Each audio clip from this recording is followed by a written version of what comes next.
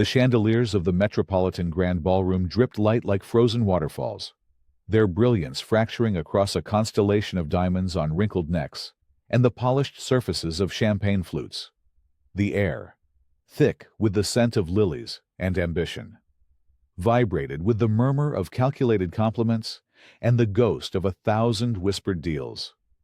This was the Olympian height of New York society, a place where fortunes were sealed, not with contracts, but with a nod across a crowded room. And tonight, at the center of this glittering universe, was Alara Vance. She sat at the head table, a portrait of serene power in a gown of midnight silk that fell around her like liquid shadow. Her face, a study in elegant planes and sharp intelligence, was composed, her dark eyes missing nothing. To the uninitiated, she was the evening star, the founder of Oratech, the revolutionary AI firm that had reshaped global logistics, now being honored with the Vanguard Award for Philanthropic Innovation. To the inner circle, she was an enigma, a woman who had materialized from nowhere and built an empire on little more than genius and an unnerving will. The host, a silver-haired senator, concluded his remarks, and a polite wave of applause washed over the room. "And now," he boomed, his voice echoing with practiced gravitas, "to present this year's Vanguard Award, a man who needs no introduction, a titan of industry and a paragon of generational legacy, Mr. Marcus Thorne." A chill, fine and sharp as a needle, traced its way down Alara's spine.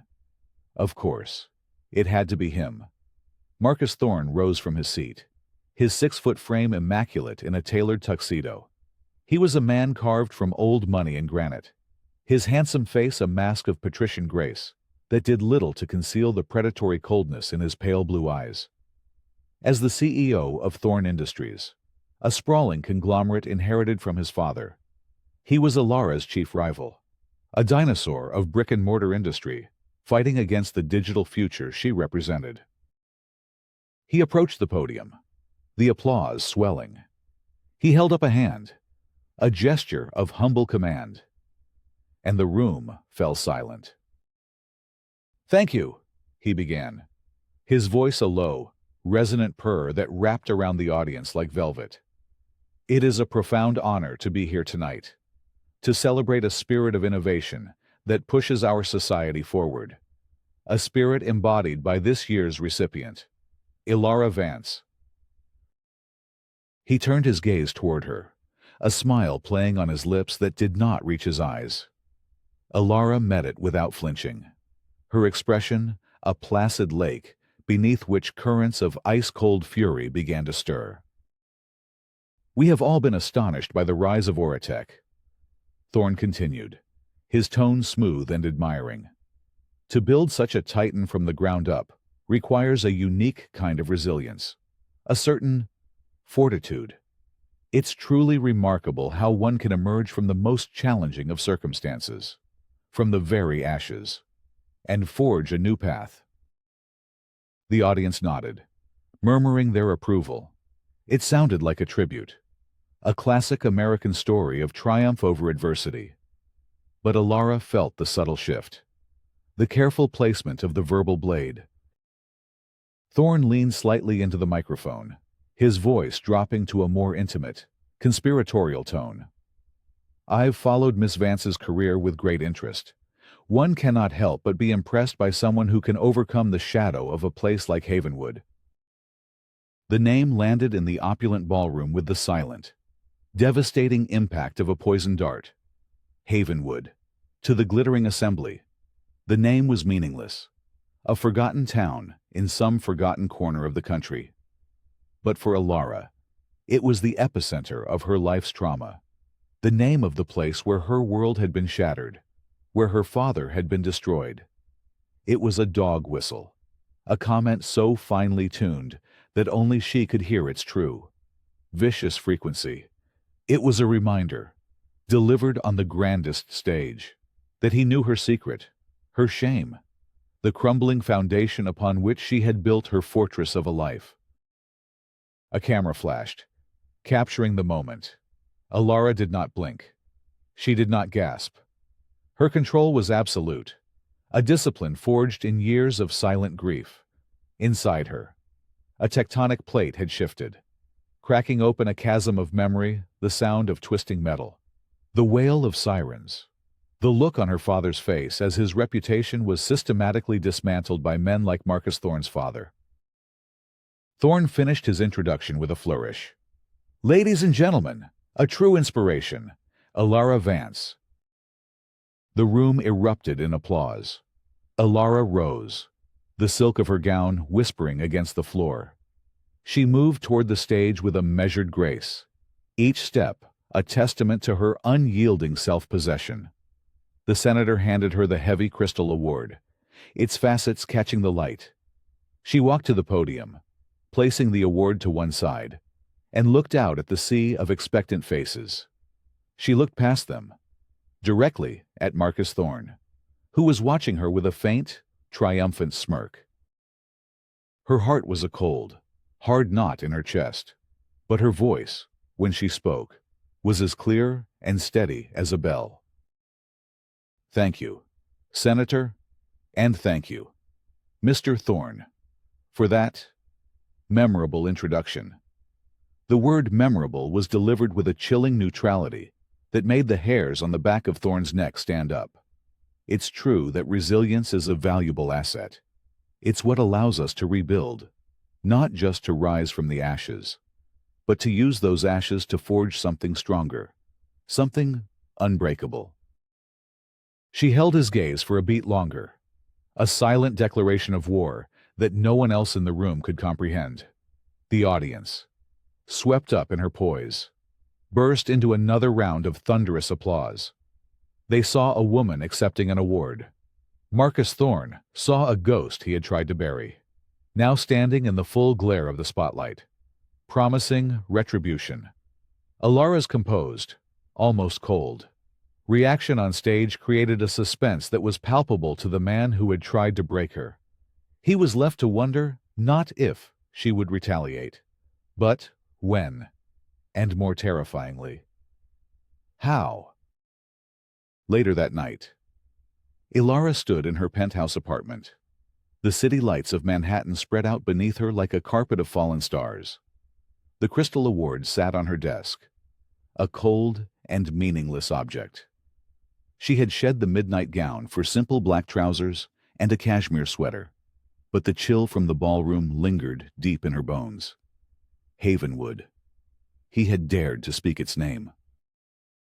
Her father, David Vance, had been a brilliant structural engineer, a man who saw poetry in load-bearing arches and the elegant physics of tension and compression.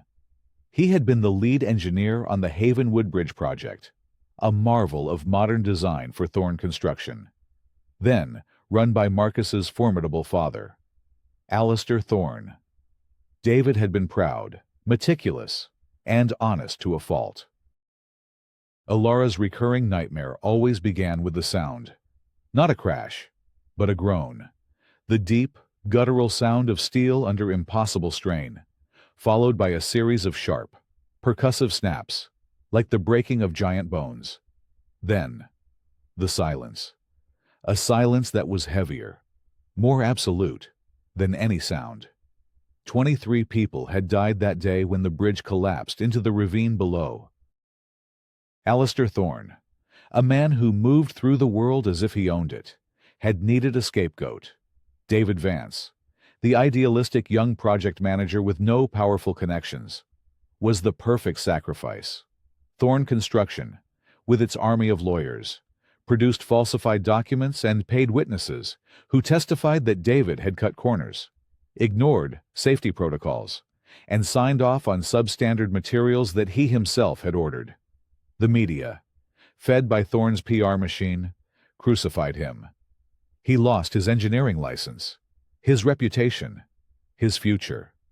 The weight of the shame and the injustice broke him. He died of a heart attack less than a year later, a man hollowed out by a lie.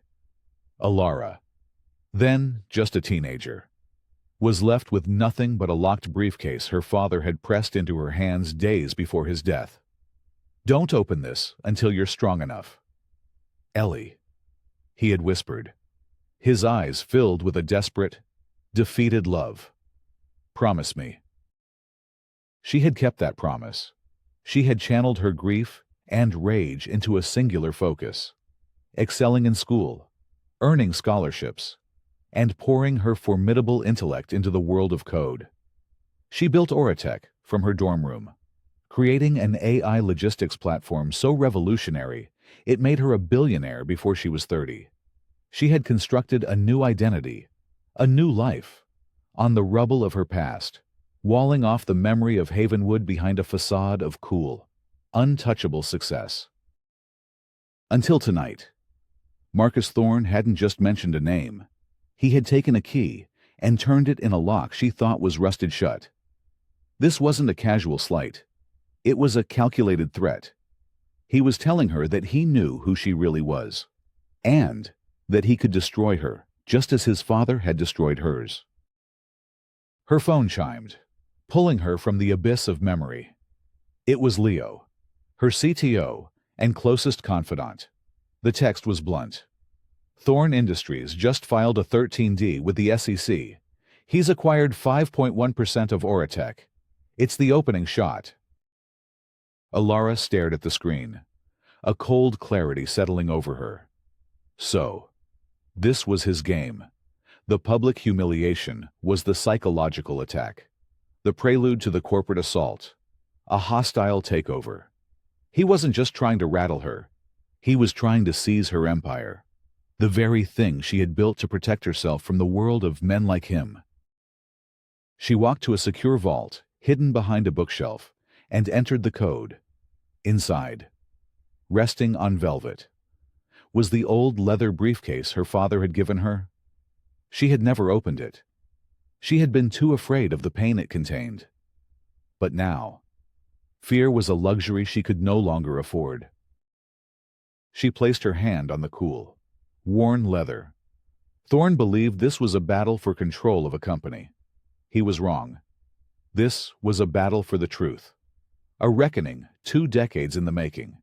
He had summoned the ghost of Havenwood, and now she would make him face it. Her composure at the gala had been a shield. Now it would become a weapon. The war had begun. The opening bell of the New York Stock Exchange the next morning sounded less like a signal of commerce and more like the starting gun for a siege. News of Marcus Thorne's hostile takeover bid for Oratech spread through Wall Street like a contagion. The financial news networks were alight with his face, his confident pronouncements about unlocking shareholder value and bringing synergistic stability to Oratech's volatile tech sector. It was the polished, predatory language of a corporate raider, designed to paint Alara as an inexperienced founder and her creation as a prize to be claimed. Alara's office, a minimalist expanse of glass and steel overlooking the Hudson River, became a command center. Her board of directors, a collection of venture capitalists and industry veterans who had once lauded her as a visionary, were now a chorus of anxious voices on a conference call. "He's offering a 30% premium." Alara, one of them, a man named Henderson, sputtered. "The shareholders will be tempted. We need a defense strategy. Now, a poison pill, a white knight." Alara listened, her silence a stark contrast to their rising panic. She stood before the floor-to-ceiling window, watching a ferry cut a white scar across the gray water. She knew this wasn't just about the premium. Thorne was attacking her legacy, her very identity. "This is not a financial transaction," she said, her voice cutting through their chatter, instantly commanding their attention. "This is a personal vendetta disguised as a business deal. Marcus Thorne doesn't want to run Oratech. He wants to dismantle it. He wants to erase me." Leo, who had been quietly monitoring network traffic on his laptop in the corner, looked up. He was a young man with a shock of unruly dark hair, and eyes that held the quick, brilliant intensity of a master hacker. He had been with Alara since the beginning, the first person she had ever trusted with the barest outlines of her past. He knew this ran deeper than stock prices. "She's right," Leo said, his voice firm. "Thorne's media machine is already in motion. They're seeding articles on financial blogs, whispering to analysts. The narrative is forming Alara Vance, the brilliant but erratic wunderkind, Oratech, a house of cards ready to fall." The war had two fronts, the market and the media. Thorne, a master of both, was already outmaneuvering them. Alara spent the next few days in a whirlwind of calls, trying to shore up support from institutional investors and rally her allies. It was like trying to build a dam in a hurricane. Thorne's influence was insidious. His roots sunk deep into the bedrock of the financial world. She met with an old ally, a hedge fund manager named Arthur Kensington, in a private dining room that smelled of old leather and even older money. Arthur, a man who had been an early investor in Oratech, shifted uncomfortably in his seat. "Alara, I believe in you," he said, avoiding her eyes. "But Marcus Thorne, his family has been a cornerstone of this city for a century. When he calls, people listen. He's framing this as a move toward stability. He's offering a generous price. My fiduciary duty to my investors." The unspoken words hung in the air between them. "Is more important than my loyalty to you." The betrayal was a cold, sharp sting. Thorne wasn't just buying shares. He was buying loyalty, isolating her, one ally at a time. The first obstacle wasn't Thorne's money. It was his power, a gravitational force that bent the world to his will. That evening, the final blow of the opening salvo landed. A major financial newspaper, a publication known for its integrity, ran a front-page story. The headline was devastating. "Questions swirl around Oratech's leadership amidst takeover bid." The article was a masterpiece of insinuation, quoting anonymous sources who spoke of Alara's intense, secretive nature and her unwillingness to delegate. It even contained a veiled reference to her troubled past, a carefully placed echo of Thorne's dog whistle at the gala. They were painting her as unstable, a brilliant but flawed leader whose company needed the steady hand of a man like Marcus Thorne. Alara read the article on her tablet, the sterile glow of the screen illuminating her face. The panic that had infected her board was now threatening to seep into her own veins. Her conventional defenses were failing. Thorne was playing a game she couldn't win on his terms. He controlled the board, the narrative, the very air she was breathing. She closed her eyes, the familiar sound of groaning steel echoing in the recesses of her mind. Her father had fought conventionally. Too, he had trusted in the truth, in the system, and the system had devoured him. A new resolve hardened within her. If Thorne wanted to fight a war in the shadows, then she would have to learn to become a shadow herself. She would not be her father's daughter in defeat. She would be his daughter in vengeance. She picked up her phone and made a call she had not made in years. The man on the other end answered with a gravelly, impatient grunt. "Julian, it's Alara Vance." There was a pause, then the sound of a chair creaking. "Vance, David Vance's girl, I'll be damned. I haven't heard that name in 20 years. What do you want?" Julian Croft was a ghost from her past, a once prominent investigative journalist who had covered the Havenwood Bridge collapse. He had been the only one who had seemed to doubt the official story, the only one who had looked at her with pity instead of condemnation. But Thorne's legal team had stonewalled him, threatened his paper, and eventually, he had moved on, the story buried like the victims in the ravine. He was older now, semi-retired, writing a cynical blog about corporate malfeasance. I need your help, Alara said, her voice low and steady. Marcus Thorne is trying to take my company. But I think it's about more than that. I think it's about Havenwood. You were right all those years ago. It was a cover-up. And I want you to help me prove it. Another long silence. Then, a slow, weary sigh that carried the weight of decades of frustration. Kid, that's a cold case wrapped in concrete and dropped in the ocean. The files are sealed. The witnesses are gone or paid off. Alistair Thorne buried that story so deep. You'd need a drill rig to find it. I have the drill rig, Alara said, her eyes drifting to the locked briefcase in her vault. What I need is someone who knows where to point it. Thorne has started a war with me. Julian, I have no intention of losing. Julian was quiet for a moment. Alara could almost hear the old journalistic instincts, long dormant, beginning to stir. The hunger for a story, for the truth, for a chance to right an old wrong. All right, Vance, he said, a new spark of energy in his voice. You've got my attention. Let's go grave robbing. The alliance was forged. Alara, the tech magnate with unlimited resources. Leo, the digital phantom who could walk through firewalls. And Julian, the grizzled hunter who knew the scent of a decades-old lie. The conventional battle was lost. The real war, the one that would be fought in the dark, had just begun. They met in a place that didn't officially exist as secure. Subterranean data center that Oratech used for its most sensitive R&D, buried 3 floors beneath an anonymous warehouse in Queens.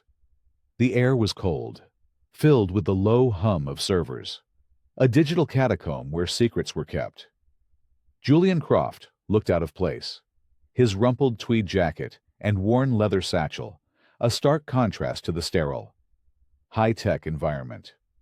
He looked at Leo, hunched over a bank of monitors, with the wary suspicion of a man who still trusted notebooks more than hard drives. So, the kid here is our ghost in the machine, Julian grumbled, stuffing his hands in his pockets. Leo can access anything that's ever touched a network, Alara said, her voice echoing slightly in the vast, chilled room. And you, Julian, can find the things that haven't. The people, the paper trails. We need both. Julian grunted his assent and spread a collection of yellowed newspaper clippings and dog-eared notebooks across a metal table. They were his old files from the Havenwood investigation. Alistair Thorne was a monster, but a careful one, he began, tapping a faded photograph of Thorne Construction's executive team. He built a wall of loyalty around himself. Everyone involved in the cover-up was either promoted or paid off handsomely. The few who wouldn't play ball were professionally and personally ruined. My father, Alara said, the words flat and hard. He was the centerpiece. Julian agreed, his gaze softening for a moment. The perfect fall guy. But I always had a source, a junior accountant in Thorne's firm. He was terrified, but he hinted that the real problem wasn't the design. It was the materials. Substandard steel, sourced from an uncertified supplier to cut costs. The records of that purchase were made to disappear. Then we need to find them, Leo said, his fingers flying across a keyboard. Thorne Construction was acquired by a conglomerate in the early 2000s, but their old servers might still exist in a digital archive somewhere. If there's a record, I can find it. While Leo began his digital excavation, plunging into the labyrinthine archives of corporate data, Julian started working his old contacts. It was a slow, frustrating process. Most were dead ends. People had moved, changed their names, or were simply too frightened to talk. Even 20 years later, the shadow of the Thorne family was long and dark. Meanwhile, in the gleaming boardrooms of Manhattan, Alara was engaged in her own series of strategic battles. Marcus Thorne, confident in his position, had called for a vote of no confidence to remove her as CEO. Alara had to meet with every board member, every major investor, to plead her case. She didn't try to match Thorne's financial promises. Instead, she used her words like a surgeon's scalpel, dissecting his proposal and revealing the emptiness beneath the polish. In one particularly tense meeting, a board member loyal to Thorne tried to corner her. "Miss Vance," he said condescendingly, "Mr. Thorne's offer represents concrete value. Your projections for Oratech rely on speculative future growth. It seems irresponsible to reject it." Alara met his gaze, her expression unnervingly calm. "Responsibility, Mr. Davies, is about more than short-term profit. Mr. Thorne is a specialist in acquisitions. He buys companies, strips them for parts, and sells the scraps. He is a butcher, not a builder. He sees Oratech as a collection of assets to be liquidated. I see it as a future to be created. You must decide if you are investing in a carcass or a living entity." Her quiet, cutting elegance left him speechless. She wasn't winning them all, but she was planting seeds of doubt, fighting a guerrilla war of intellect and will against Thorne's brute force of wealth and influence. Days turned into weeks. The pressure was immense. Leo was hitting digital brick walls, encrypted files, and data that had been professionally wiped. Julian was chasing down ghosts. One night, discouraged, they met back in the data center. "It's no good," Julian sighed, tossing his notebook onto the table. "The accountant I told you about. My source. He died in a supposed boating accident 6 months after the bridge inquiry closed. Anyone else connected is either rich and silent or terrified." Leo swiveled in his chair, his face pale with fatigue. "The archives are a mess. Most of the procurement data from that era was intentionally corrupted. I can recover fragments, but there's nothing concrete. It's like they used a digital acid bath." Alara stood before a whiteboard covered in names, dates, and connecting lines, a chaotic map of their failing investigation. Doubt, cold and sharp, began to prick at her resolve. Was Julian right? Had Alistair Thorne created a perfect crime?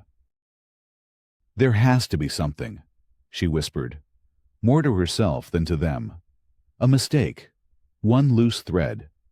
She closed her eyes, forcing herself back to the gala, to Marcus's face, the smug confidence, the deliberate cruelty of his words. This wasn't just business. It was deeply personal to him, too. But why? After all these years, was he so obsessed with destroying her? It couldn't just be about protecting his father's legacy. There had to be more. "Leo," she said suddenly, her eyes snapping open. "Stop looking for procurement files from Thorne Construction. I want you to look for something else. I want you to search for all internal communications within the Thorne family network, emails, server messages, anything that contains my name, or my father's." Leo looked at her, puzzled. "From now?" "No," Alara said, a new, electrifying idea taking hold. "From back then. Go back 20 years. Search for any mention of David Vance or Alara Vance on servers linked to the Thorne family's private estate." It was a long shot, a desperate stab in the dark. But as Leo's fingers began to dance across the keyboard again, weaving through layers of private security and firewalls that would have been impenetrable to anyone else, a feeling of grim certainty settled over Alara. The key wasn't in the company's crimes. It was in the family's secrets. Hours passed. The only sound was the hum of the servers and the soft click of Leo's keys. Julian had fallen asleep in a chair, his head on his chest. Alara paced, a caged tiger, the tension in the room so thick it was almost unbreathable. Then, Leo froze. "I'm in," he whispered. His voice hushed with awe. "Their old family server. It's an archaic system, but they never decommissioned it. It's a digital mausoleum." His screen filled with lines of code, then directories of old files. He initiated the search. Vance. The progress bar crawled across the screen. Then, a single file was flagged, an encrypted audio file, buried in a folder labeled personal. "I can't open it," Leo said, his brow furrowed in concentration. "The encryption is military grade for its time." "Then break it," Alara commanded, her voice trembling with anticipation. Leo's fingers became a blur. Code cascaded down the screen. Minutes stretched into an hour. The server fans whirred, protesting the strain. Finally, a small window popped up on the screen. Decryption complete. Leo hit play. The sound that filled the room was distorted. Tinny. The quality poor. It was a recording of a phone call. Two voices. One was deep, authoritarian, instantly recognizable from old news footage as Alistair Thorne. The other was younger, hesitant, filled with a desperate anxiety. It was the voice of a teenage Marcus Thorne. "Father, I saw her today," Marcus's young voice said, cracking with emotion. "The daughter, David Vance's girl. She was at the library. She just stared." "She is nothing." Alistair's voice boomed, cold and dismissive. "A loose end. Forget about her." "But what if he told her something?" Marcus pleaded. "What if he left something behind a file? A note? They say she's smart. Father, what if, one day, she starts looking?" "Then you will handle it." Alistair's voice replied, the words dripping with ice. "This family's legacy, everything I have built, will one day be yours to protect. The Vance problem is a weed. If it ever grows back, you will be the one to pull it out by the roots. Do you understand me? Marcus, it is your duty." The recording ended. A heavy, suffocating silence descended on the data center. Julian was awake now, his face grim. Alara stood motionless, her hands clenched into fists at her sides. It all clicked into place. The decades of silence, the sudden, vicious attack. This wasn't about corporate rivalry. It wasn't even purely about greed. It was about a dark inheritance, a poisonous duty passed from a monstrous father to his son. Marcus Thorne had been living in fear of her his entire life, haunted by the ghost of a girl he saw in a library, a girl who represented the single greatest threat to his family's empire. His hostile takeover wasn't an act of aggression. It was a preemptive strike, a desperate attempt to fulfill his father's final, chilling command to pull the weed out by the roots before it could ever see the light of day. The fight was no longer just about justice. It was about rewriting a history that had been forced upon them both. The revelation from the audio file changed everything. The air in the data center, once thick with frustration, now crackled with a new, dangerous energy. This was no longer a ghost hunt. It was an exorcism. "He's been watching me," Alara said softly, the realization settling like a shroud around her. "All these years, he's been waiting for me to make a move." "He didn't just wait," Julian added, his journalist's mind piecing together the timeline. "He built his career on the foundation of his father's crime. Every building with the Thorne name on it is a monument to a lie. You're not just a threat to his legacy. Alara, you're a threat to his entire existence."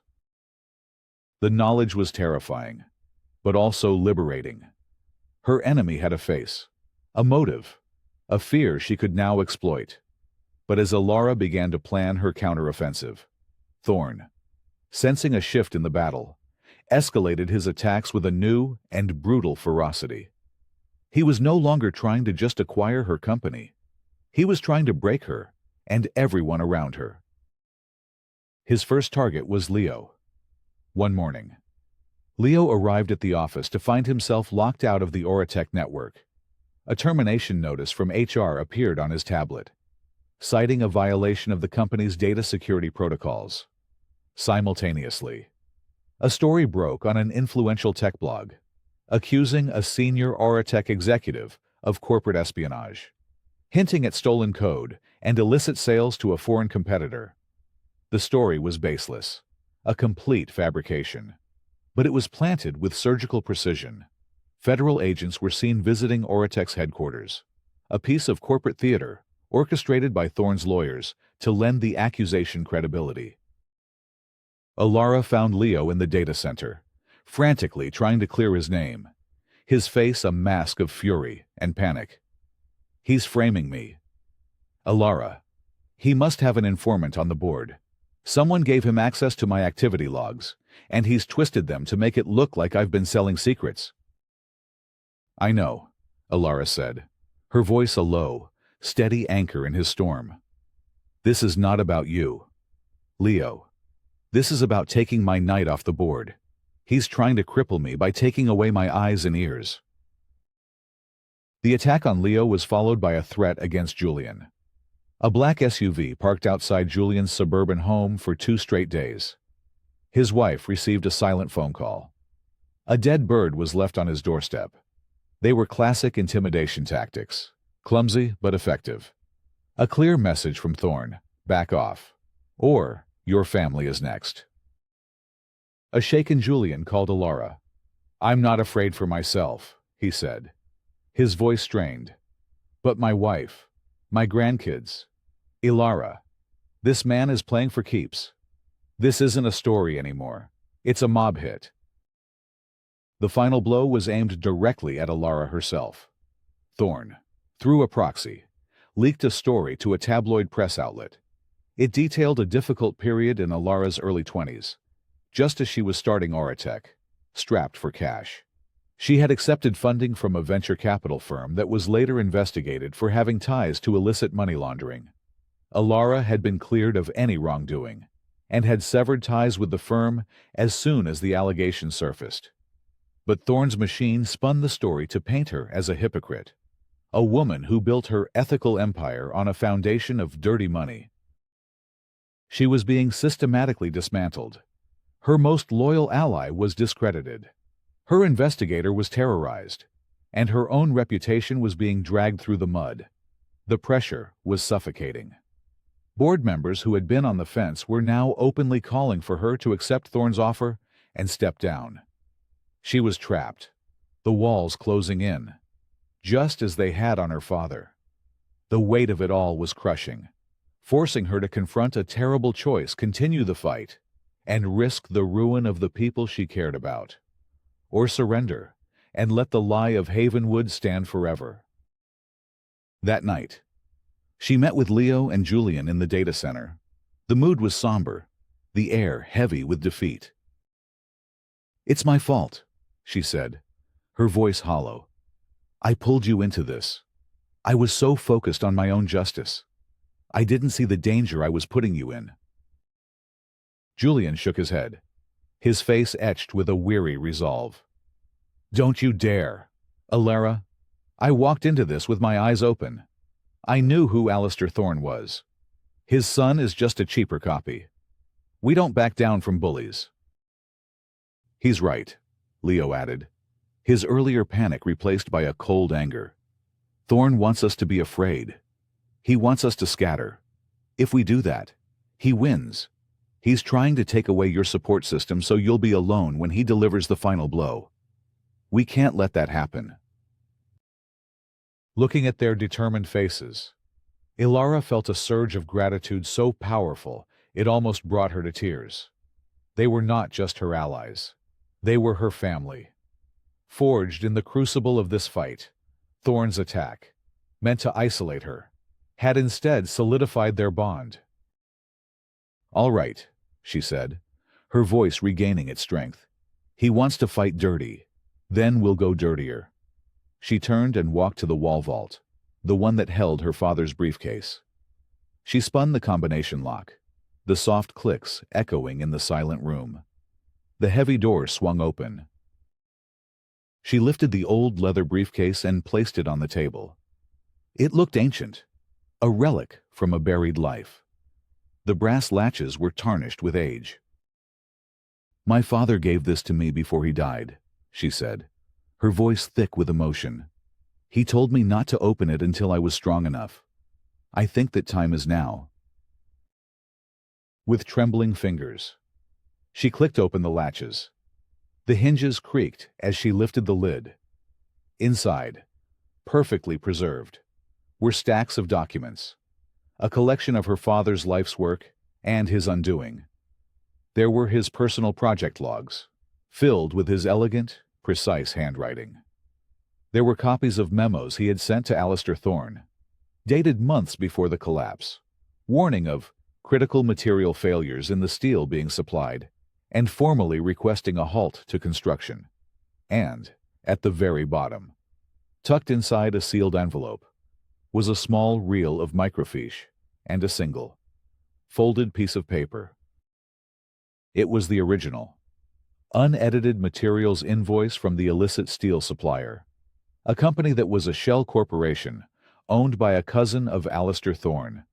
It was the smoking gun, the one piece of evidence Alistair's team had thought they had destroyed. It proved, unequivocally, that her father was not only innocent, but that he had tried to stop the disaster, and Alistair Thorne had knowingly and willfully ignored him, sentencing 23 people to death for the sake of his profit margin. "He knew," Alara whispered, tears finally welling in her eyes. "My father knew they would come for him, so he made his own insurance policy." "This is it," Julian breathed, his eyes wide. "This is the whole case. This buries the Thorne family forever."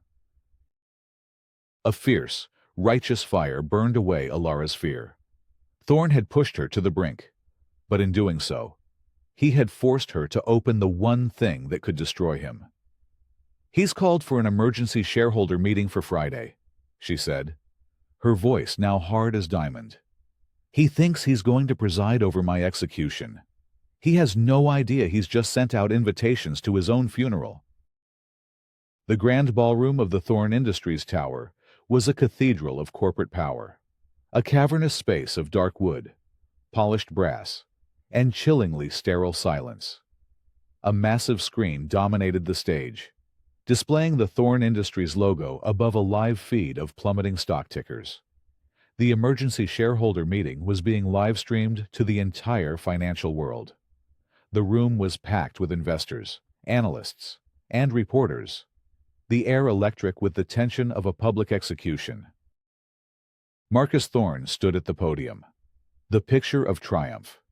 He had just delivered a masterful 30-minute address, outlining his vision for emerged Oratech and Thorne Industries, a vision where his steady, experienced leadership would tame Alara Vance's reckless innovation. He had all the votes he needed. The hostile takeover was a foregone conclusion. Alara Vance was finished. "And so," he concluded, his voice resonating with false magnanimity, "while we admire Miss Vance's youthful ambition, the time has come for a new chapter of stability and growth. The board has a responsibility to act." He stepped back, and all eyes turned to Alara. She sat at a small table on the side of the stage, a lone figure against the might of the Thorne Empire. She looked small, defeated. Whispers rippled through the audience. She was expected to offer a weak defense, a final, futile plea. Alara rose and walked to the podium. She did not carry a tablet or a stack of notes. Her hands were empty. She looked out at the audience, her gaze sweeping over the anxious faces of her own board members, the smug faces of Thorne's allies. And finally, she settled her eyes on Marcus. "Mr. Thorne is right," she began, her voice quiet but carrying to every corner of the room. The time has come for a new chapter. But it will not be a chapter about stability. It will be a chapter about truth. A confused murmur went through the crowd. Thorne's confident smile tightened at the edges. For the past few weeks, Alara continued, this has been framed as a corporate battle, a fight for control of a company. But it has never been about Oratech. It has always been about a small town in Pennsylvania. It has always been about a bridge. It has always been about Havenwood. At the name, Marcus Thorne visibly flinched. The blood drained from his face.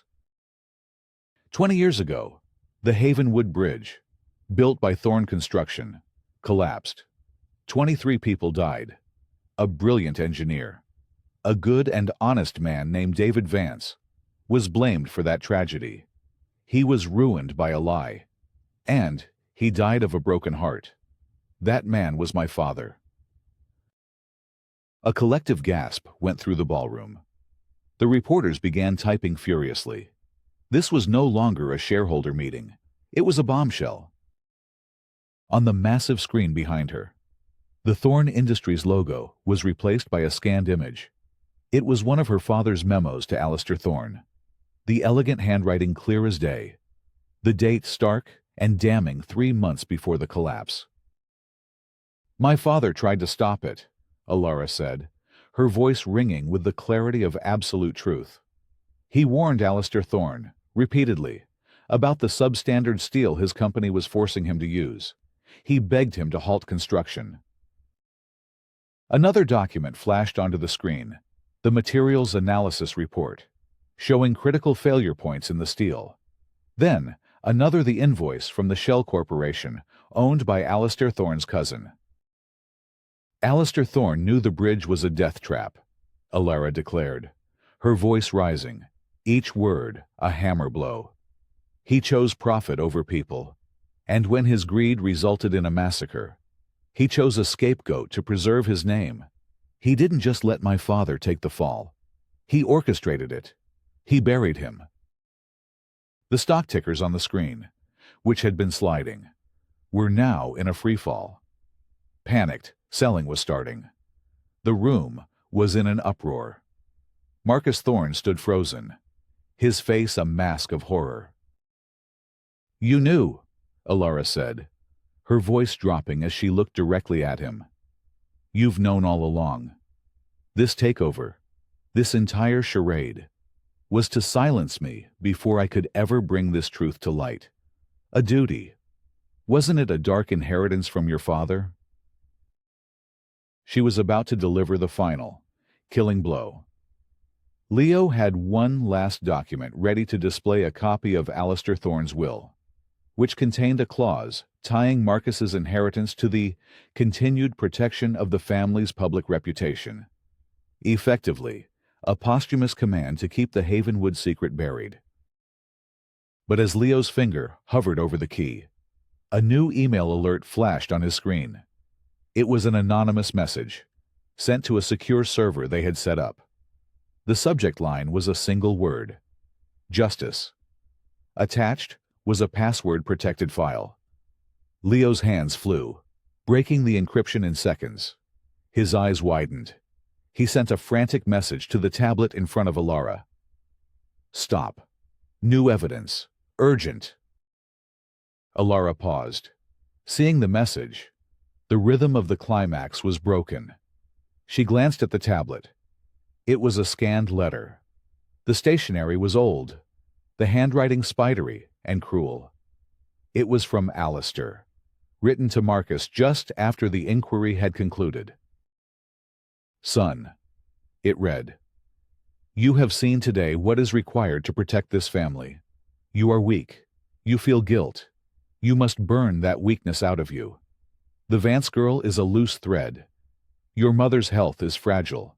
Another scandal would destroy her. The livelihoods of our 10,000 employees. The honor of the Thorne name for generations to come, it all rests on your shoulders now. I have done what was necessary. Your duty is to ensure the silence is permanent. Do not fail me as you have so many times before. The secondary twist landed in Alara's mind with the force of a physical blow. This wasn't just a duty passed down. It was emotional blackmail of the highest order. Alistair hadn't just made Marcus his heir. He had made him his jailer, trapping him in a prison of guilt and twisted responsibility. Marcus wasn't just a villain. He was a victim, too. A man warped and broken by a monstrous father. The moral calculus of her revenge shifted in an instant. She could destroy him, utterly and completely, and be justified in doing so. Or she looked at Marcus Thorne, who was now pale and trembling, a man visibly crumbling under the weight of his father's sins. She saw not the predator from the gala, but the terrified boy on the audio recording. She made her choice. She would not become a monster to defeat one. The evidence is irrefutable, she said, turning back to the audience. The Thorne family legacy is built on a crime, but legacies can be rewritten. She turned her gaze back to Marcus, and, in a move that stunned the entire room, she made him an offer. Mr. Thorne, the sins of the father do not have to be the sins of the son. You have a choice. You can go down with this sinking ship, or you can be the one to finally tell the truth. Hand over Alistair Thorne's complete, unredacted personal files to the authorities. Cooperate fully. Issue a public confession and clear my father's name. Do that.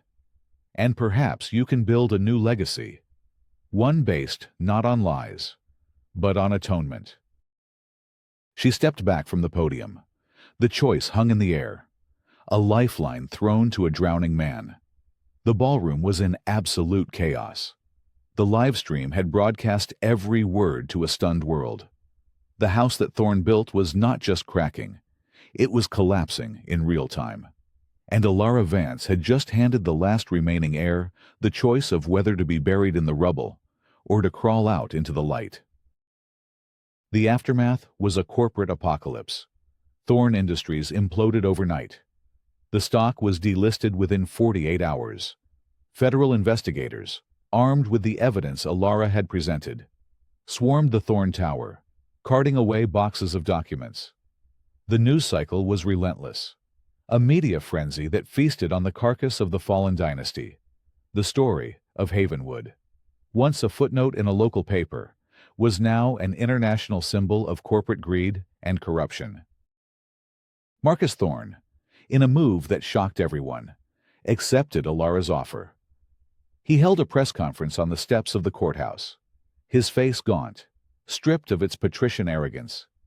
He looked like a broken man. He read a prepared statement, his voice flat and devoid of emotion, confessing to his father's crimes and his own role in perpetuating the cover-up. He publicly exonerated David Vance, calling him a hero who tried to prevent a tragedy. He then walked into the courthouse and handed over decades of his father's personal files, a treasure trove of evidence that would lead to dozens more indictments. Alara watched it all from her office. The city spread out below her, serene and indifferent. There was no sense of triumph, only a profound, quiet exhaustion. The war was over. She had won, but the victory felt heavy. The cost, measured in broken lives and shattered legacies. Her board of directors, who had been on the verge of ousting her, were now treating her with a kind of terrified reverence. They offered her the chance to acquire the remnants of Thorne Industries for pennies on the dollar, to merge the two companies and preside over a new, vast empire. She refused. "My goal was never destruction," she told them, her voice weary. "It was justice. I have no interest in ruling over the ruins of their kingdom." A few days later, she met Leo and Julian in the now quiet data center. They sat around the metal table, the scene of their clandestine war planning, a bottle of expensive whiskey between them. To David Vance, Julian said, raising his glass. It took 20 years, but we finally got the bastards. To the truth, Leo added, his eyes meeting Alara's with a look of fierce, unwavering loyalty. Alara lifted her glass. To second chances, she said softly. They drank in silence. The hum of the servers a quiet testament to their hard-won peace. The victory was not just in Thorne's downfall, but in their survival, in the bond they had forged.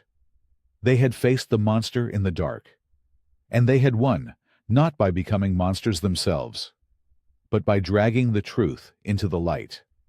The battle was over, but Alara knew that the final act of her journey, the act of healing and rebuilding, was just beginning.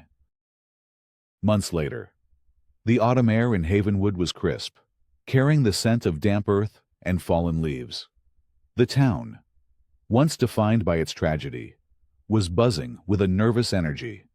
At the edge of the ravine where the bridge had once stood, a new structure was taking shape, a sleek, modern building of glass and light, a stark contrast to the scars of the past.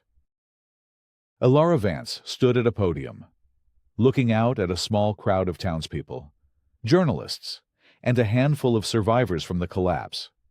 She was no longer the avenging CEO, but a creator, a builder. Her company, Oratech, had acquired the land where the old, derelict Thorne construction office had once stood. Today was the groundbreaking ceremony. For 20 years, this place has been a symbol of loss, Alara said, her voice clear and strong, carried by the wind. A symbol of a promise broken, of lives cut short by greed. Today, we begin to build a new symbol on that very ground. We are here to break ground on the David Vance Institute for Ethical Engineering. A murmur of approval went through the crowd. My father believed that engineering was an act of public trust, she continued, her voice thick with emotion. This institute will be dedicated to that principle. It will be a place of learning, of research, and of advocacy, ensuring that the next generation of builders and designers never forget that their first responsibility is not to a bottom line, but to human life. We cannot change the past. We cannot bring back those we lost, but we can build a future worthy of their memory. A future where integrity is the cornerstone of everything we create. She plunged a silver shovel into the earth, the first ceremonial act of turning this ground of sorrow into a place of hope. It was a powerful, symbolic act of rebirth. Her revenge was not in the tearing down of the Thorne Empire, but in the building of her father's true legacy. Her victory was not destruction, but creation. That evening, back in her quiet penthouse in New York, a package was delivered by a private courier. It was a small, unassuming box with no return address. Puzzled, Alara opened it. Inside, nestled on a bed of black velvet, was a simple gold ring, an engineer's ring, the iron band worn smooth with time. Engraved on the inside were the initials DV. It was her father's. It had been taken as evidence during the investigation and had disappeared into the Thorne family's private possession. A trophy from their victory. Tears, hot and silent, streamed down her face, the first she had allowed herself to shed since this all began. She knew, with an unshakable certainty, who had sent it. It was a final, anonymous message from Marcus Thorne, a quiet acknowledgement that the truth had finally been honored, that a stolen piece of the past had finally been returned. She slipped the ring onto her finger. It felt warm, a perfect fit. The ghosts of Havenwood were finally at peace. The weight she had carried for 2 decades lifted, replaced by a sense of profound, quiet closure. She had faced her past, reclaimed her father's name, and in doing so, had finally, truly, become her own woman. She stood at the window, looking out at the endless city lights. The ring, a solid, reassuring weight on her hand, a symbol of a future she would now build on her own terms.